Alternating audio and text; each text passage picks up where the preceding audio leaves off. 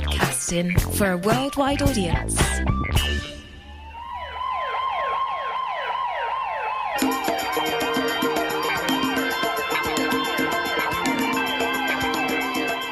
Hello and welcome to this week's The Alphabet Show. This week the letter is J, as in this lot, the James Taylor Quartet. Let's go.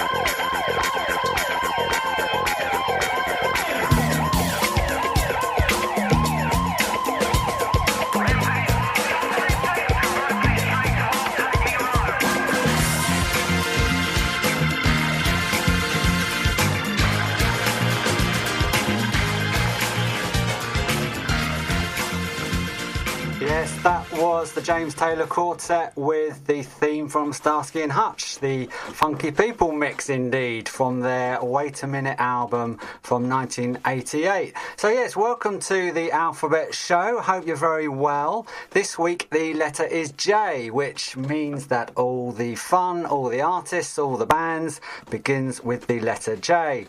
If you've heard the show before, you will know that we also have a literary theme, and that means that we will be having our regular features of Rock Poets Corner, which this week will be featuring Jeffrey Lewes, and we'll also be having a book club, an extended book club this week with a local author, Ali Rogers, and if there's time, we will also be having Word of the Week, which I'm sure you'll be very excited to have. So that's all coming up. We've got a lot to get through, so let's crack on.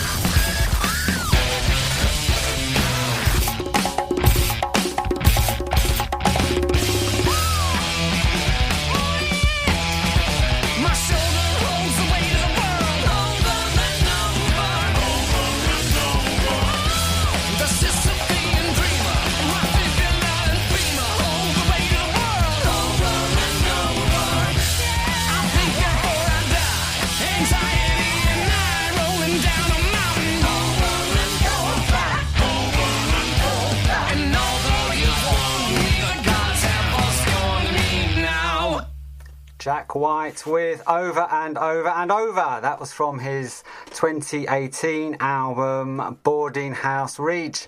I've got a lot of time for Jack White. I think he puts out a lot of great music. I like the way he goes about things. I particularly like his solo stuff. I found the White Stripes a little bit samey at times, but his solo stuff, he gets quite inventive and really goes to town, particularly on that album. Now this is H.A.K. by, who's it? It's Jane Weaver.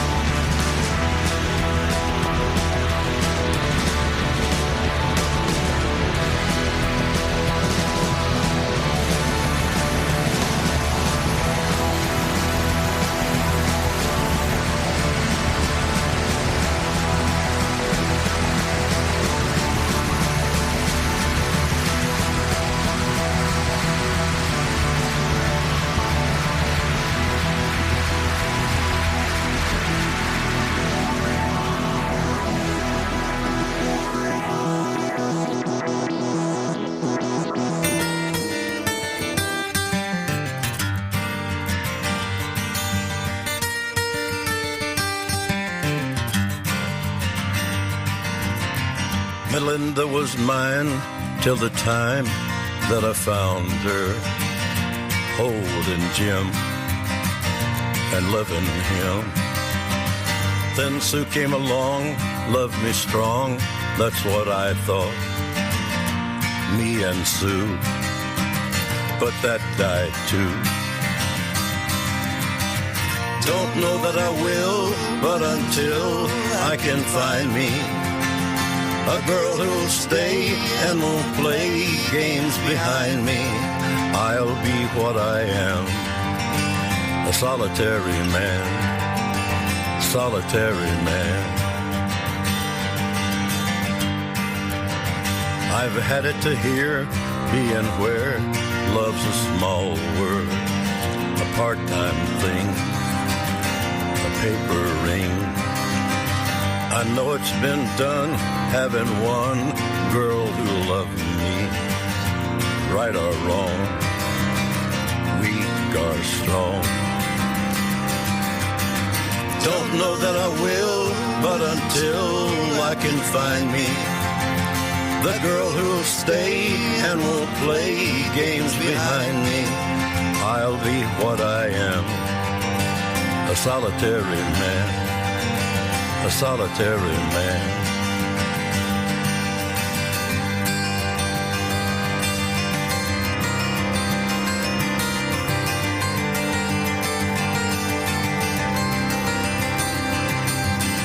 Don't know that I will, but until love can find me, and the girl who'll stay and won't play games behind me, I'll be what I am, a solitary man, a solitary man, solitary man.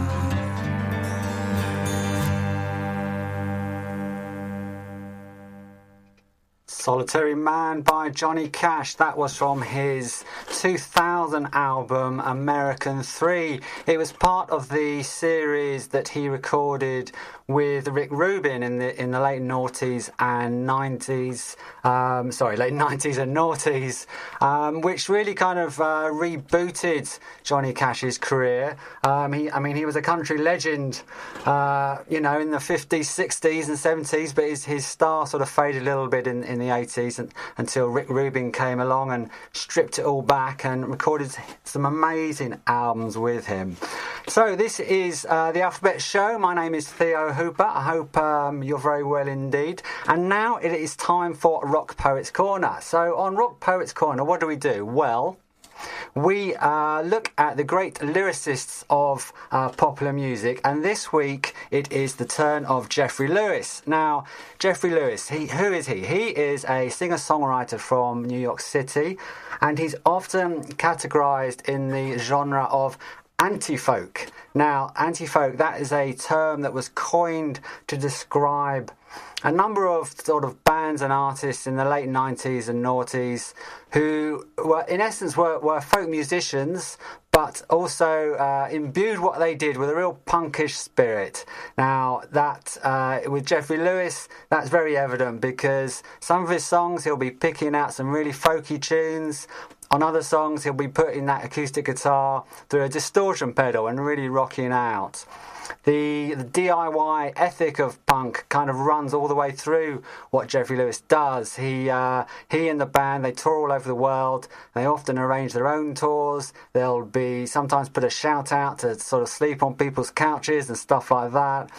They keep it very real, there's no rock star pretensions. They'll always, have a very close connection to the fans. They'll be behind the merchandise stall themselves. Very, very approachable indeed. Jeffrey Lewes, he is also a very talented comic book artist. He's always drawing on a big A3 pad when he's on tour, and he'll often show his work during his gigs. He'll in the form of projections onto the back wall, and he calls them lo-fi videos, and they are often hilarious. He's got a real sort of comedian's eye when he's drawing his pictures. So I'd recommend, if he's in town, trying to get to one of his gigs. As you can probably hear, I'm a real fan and have been to many of his gigs, and they're always different. He's always kind of right there in the moment, giving everything to the gig at the time. But he's in Rock Poets Corner because of his lyrics, which are also brilliant. They're funny and wise and clever, but all very down to earth as well. He often writes about love and dating and relationships and his life in New York City, and he addresses big philosophical issues as well. He also likes to write about zombies. The undead do feature a few times in his songs. The track I want to play today is called Time Trades, and it's from his 2011 album A Turn in the Dream Songs. It's one of his folky tunes, and it's all about using the time wisely. So have a listen.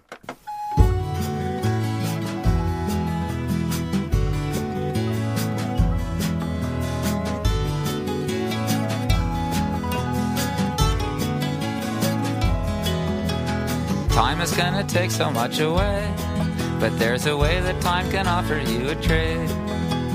Time is gonna take so much away, but there's a way that time can offer you a trade. You gotta do something that you can get nicer at. You gotta do something that you can get wiser at. You'd better do something that you can get better at, 'cause that's the only thing that time will leave you with. 'Cause time is gonna take so much away, but there's a way that time can offer you a trade. It might be cabaret, it could be poetry. It might be trying to make a new happy family. It could be violin repair or chemistry. But if it's something that takes lots of time, that's good. 'Cause time is gonna take so much away, but there's a way that time can offer you a trade. Because your looks are gonna leave you, and your city's gonna change too, and your shoes are gonna wear through. Yeah, time is gonna take so much away, but there's a way that you can offer time a trade. You gotta do something that you can get smarter at. You gotta do something you might just be a starter at. You'd better do something that you can get better at, 'cause that's the thing that time will leave you with.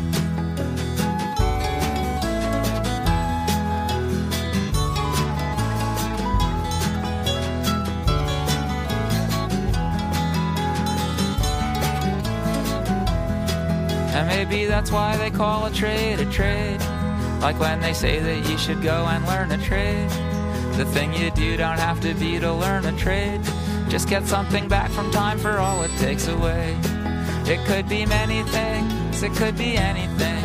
It could be expertise in Middle Eastern traveling, something to slowly sew to balance life's unraveling. You have no choice, you have to pay time's price, but you can use the price to buy you something nice, something you can only buy with lots of time. So when you're old, you blow some whippersnapper's mind. It might be researching a book that takes you 7 years, a book that helps to make the path we take to freedom clear. And when you're done, you see it started with a good idea. One good idea could cost you thousands of your days, but it's just time that you'd be spending anyway. You have no choice, you have to pay time's price, but you can use the price to buy you something nice. So I've decided recently to try to trade more decently.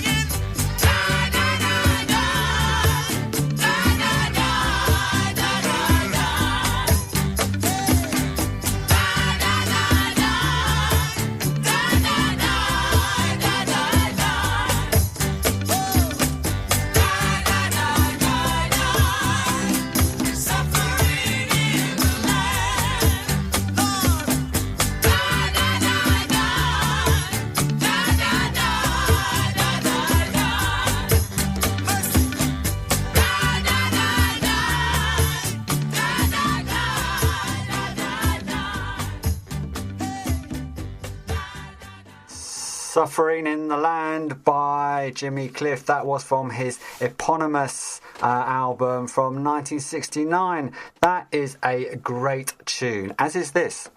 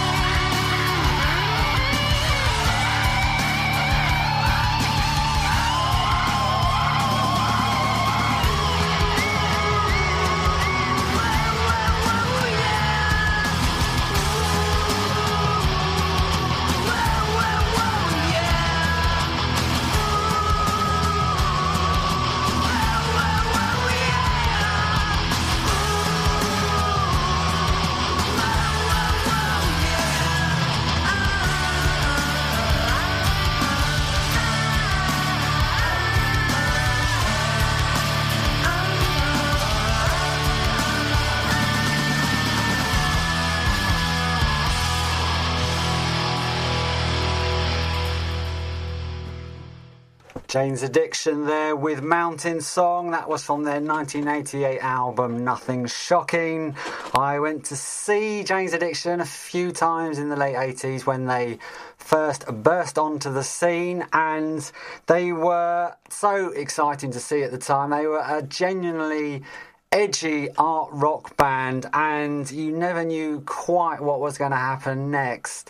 They kind of imploded in the early 90s. I think the rock and roll excess took its toll, and they did reform 2 or 3 times in the late 90s and then in the noughties again, but it wasn't quite the same. They kind of came back as a kind of very a much more ordinary rock band, sort of as part of the LA scene, and it wasn't quite as exciting, I didn't think. To give him his credit, lead singer Perry Farrell has released a few solo albums over the years which still are quite left field, if that's your cup of tea, do check it out.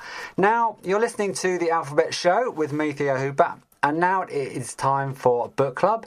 Now, for this week's book club, I went to meet Ali Rogers. Now, Ali Rogers is a local author whose debut novel, Little Gold, was published a couple of years ago. The novel is a coming-of-age tale set in 1980s Brighton. She's from Brighton. And the book is about friendship and sexuality and family relationships. And the novel garnered heaps of 5-star reviews and critical praise. Ali has subsequently written another novel, Tale of a Tooth, and she also writes award-winning short fiction. Now, I went to meet Ali at the University of Brighton where she works, and we had a lovely chat in a rather echoey room, and we talked about the books that we wanted to recommend, which obviously began with the letter J, that being the author or the book.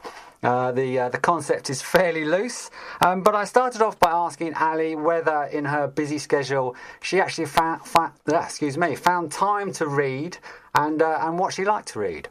I do always try and find time for reading. Yeah. I think it's very important if you write that you read.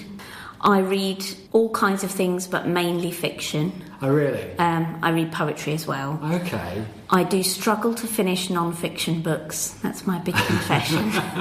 I'm full of enthusiasm at the start, but mostly fiction, yes. It's funny that, isn't it? I'm much more of a fiction head than I am a non-fiction, but I do try and sort of switch between the two. Each time I finish a book, I think, okay, I'll try and do a non-fiction now. But the fiction is always so much more tempting because it's a form of escape, isn't it, to a certain extent? Yeah, absolutely. And I think that's what it is for most people. Yeah. It's another place that you go. So what would you like to recommend to the listeners today? What J-themed book? J-themed book. Okay, well, I would recommend basically anything by the author Tove Jansson. Okay. Who listeners might have heard of as the creator of the Moomins. Children's books, which were also, of course, a cartoon. She was a fascinating woman. She was an artist and she was a writer. She's most well known for the Moomins, but she did an awful lot of other stuff. And within the last sort of 10 years or so, a lot of her fiction for adults has been published in English. So it's a mixture of novels and short stories. One of my favourites is actually a collection of short stories called Art in Nature. Obviously, you're reading them in translation. She was from Finland, but from the Swedish-speaking population. Obviously, she was also fluent in English. These books are... They're beautiful and powerful, and I think that if you've read the Moomins, they give you, if you then read her adult fiction, it gives you another insight into those children's books, which is what I found fascinating. Right. Wow, so I've read all the Moomins books to my daughter, who was an absolute Moomin head, and then I got into reading this adult fiction, and when I went back again to look at the Moomin books, I realised that you can read them on a whole nother level, which I think is very often the case with children's fiction, that actually there's a kind of parallel narrative almost for adults. Her children's story, which is called Moomin Papa at Sea, which is one of her Moomin's books. After reading her adult fiction, I read that one to myself and I thought, oh, this is Moomin Papa's midlife crisis, which I hadn't quite understood when reading it to a child as a children's story. Of course, yeah. But I found that quite fascinating. So reading someone's children's fiction and adult fiction, I think you get a really interesting rounded insight into them. The short stories, for example, in Art in Nature, they're all very different. Yeah. They're told different perspectives and different sorts of people. But there's a lot of unexpected encounter and looking at things from another angle, unusual angles. They make you think. They're very modern. They're very, I mean, considering, you know, she's been dead a fair while and these weren't written yesterday. Yeah. They really do read very much like something that could have been written yesterday. Yeah. So, I think I would probably say if you're going to read any Tove Jansson's adult books, maybe start with the short stories. Well, I think your choice dovetails very nicely with the choice that I've got today, which is Sightlines by Kathleen Jamie, which she is, for people that don't know, she's a Scottish writer and poet as well, I think. She is a poet, yes, I first discovered her as a poet. This came out in 2012, and she is also somebody who writes about nature. Mm-hmm. And somebody bought Sightlines for me, and I hadn't heard of Kathleen Jamie, and I hadn't heard of the books. I didn't really know what to expect. And, I found it amazing, because it's basically... It's a series of essays where she kind of really opens up what we think of as nature, and each chapter, each essay reflects a sort of different experience she's had with a completely kind of different side to nature. For instance, the first chapter, she goes to see the Aurora Borealis. She goes on a boat trip. And she's, you know, hanging out amongst icebergs and describing all of that, which sounds, you know, very sort of typically something you'd find in a book about nature. However, the second chapter, she goes to pathology labs and she's looking at tumours in organs, and she's looking at the organs themselves. You know, there's obviously a doctor there with her, somebody she happens to know. She's looking at the organs themselves. I think one is a liver and one is a colon, but she's also looking at the cancerous cells from these organs underneath a microscope. And it's so interesting that she's saying, well, you know, this is nature as well. Nature. This is also nature. Yeah. You know, it's not just fluffy koalas, you know, or dolphins leaping out of the sea. You know, nature is everything. And and we are nature. Nature is in us. We seem to kind of... Yeah, I mean, there's this theme throughout the whole book about how we sort of disassociate ourselves from what nature actually is. It is all of these things, the beautiful and the ugly and the mundane. And I mean, really, if you think about it, it's quite bizarre that we have a category called nature that we somehow think we stand apart from and observe.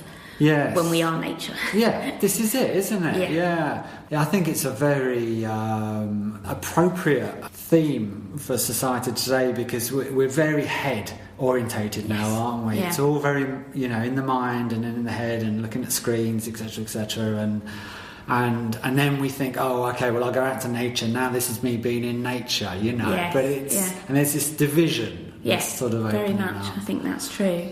I think a poet as well tends to have an ability to engage sensory material very well. Yeah. So I think poets can often kind of bring the eye very close or get a very broad look, and they think about sound and everything. Because they use words in such kind of precise ways. Absolutely. You mentioned sound. There's a chapter in the book called The Gannet Tree, where she goes to some remote Shetland island and sits on the edge of a cliff watching thousands and thousands of these birds, these gannets. I think it's mating season, and the whole chapter is about this and about these birds, and in describing the noise you can really feel like you're there, the absolute, the cacophony of sound that you can hear, you know, it's brilliantly described. I bet there's a smell too. I bet there was indeed. Many thanks to Ali Rogers. That was great to go and meet her. Do check out her excellent books if you can. They're highly recommended.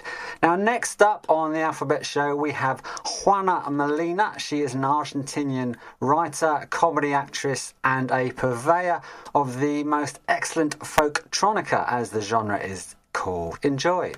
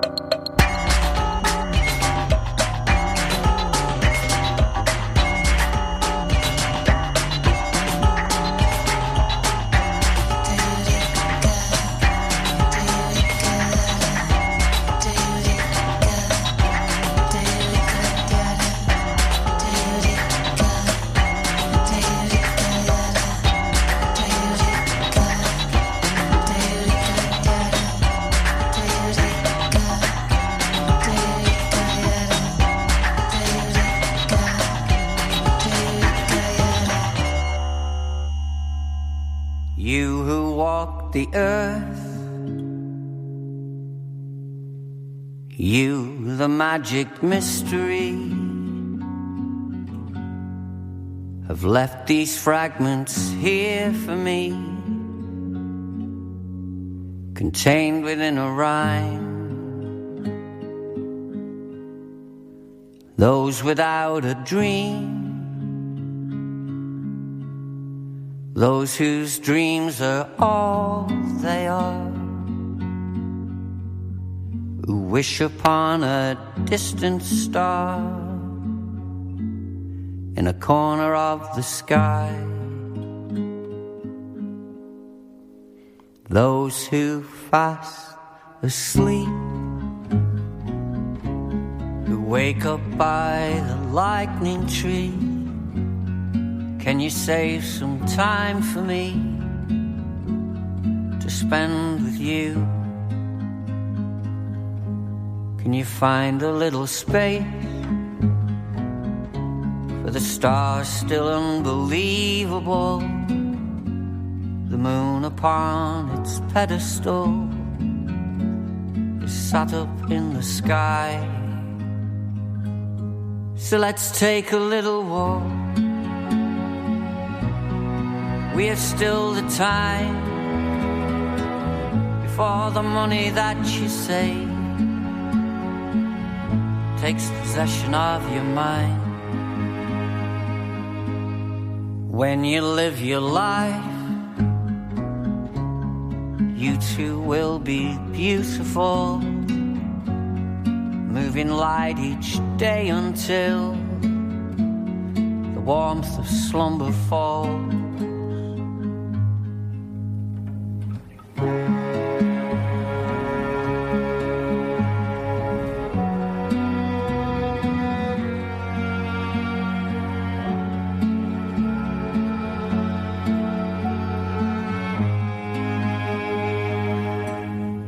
Those without a doubt, who've little left to shout about, those without the clout,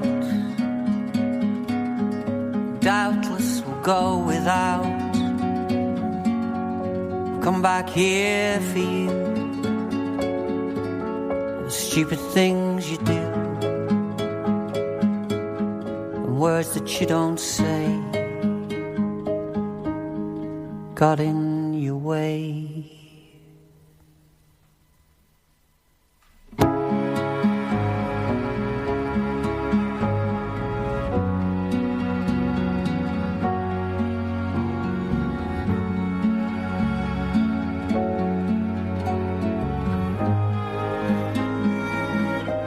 So let's take a little walk, we have still the time before the money that you save takes possession of your mind. Those without a dream, those whose dreams are all they are, who wish upon a distant star in a corner of the sky.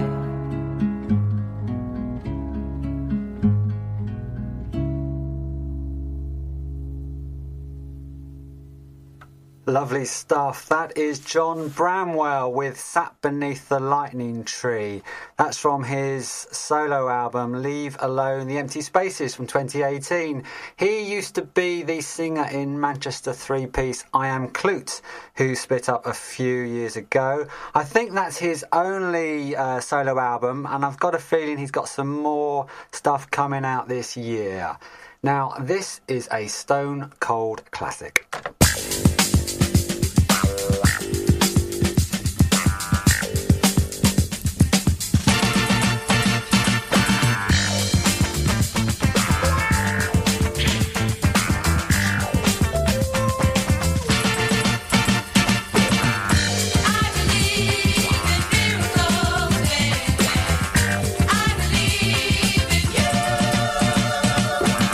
They say the day is ending. That's what's the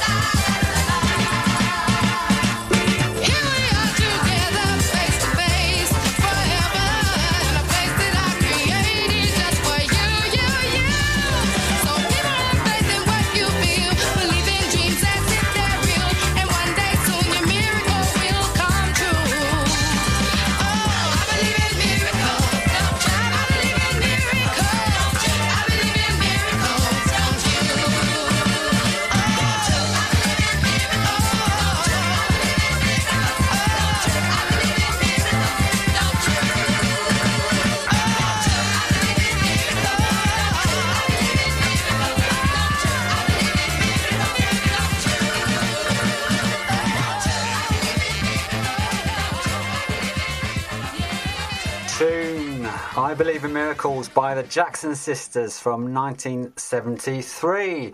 Now it is time for Word of the Week on the Alphabet Show. As I said earlier, we like to improve your vocab. It would be rude of us not to. And this week's word, in fact, I've got two words for you this week, beginning with J, of course. The first word is juggins, which means rather quaintly, as the dictionary describes it, a silly fellow. And the second word of the week is jalopy. Now, you may have heard that word. It rang a bell with me, and it means old car. And now, your homework, as always, is to get those two words into conversation. Okay, now here is Ivor Cutler with a very important question. Jam. What's your favourite jam? Traffic jam, traffic jam. What's your favourite jam? Traffic jam. What's wrong with raspberry? What's wrong with plum? How's about a blob of elderberry on a scone? What's your favourite jam? Traffic jam, it's the jam for a man.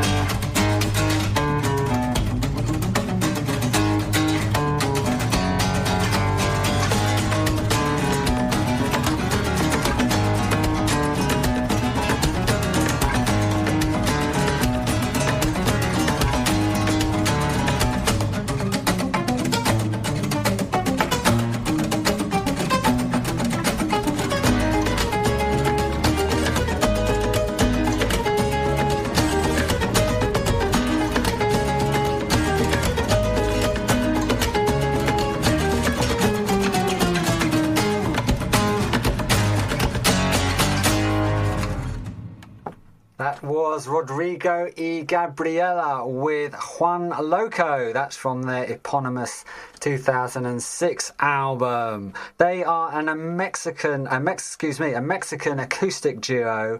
I think they're a couple.